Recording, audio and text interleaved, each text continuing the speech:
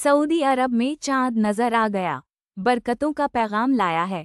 रमजान का चांद रोशन है, रोशनी फैला रहा है। हर तरफ रहमत की बारिश बरस रही है, दिलों में मोहब्बत और रूहों में सुकून छा रहा है।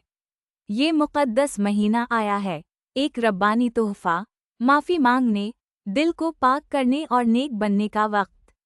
सुबह से शाम तक सब्र के साथ रोज़े रखे जा रहे हैं, दिल मुनव्वर हो रहे हैं, रूहें रोशनी से नहा रही हैं।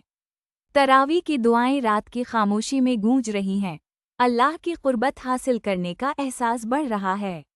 सदका दिया जा रहा है, ज़रूरतमंदों को खिलाया जा रहा है, रहम और हमदर्दी बढ़ रही है, कुरान पढ़ा जा रहा है।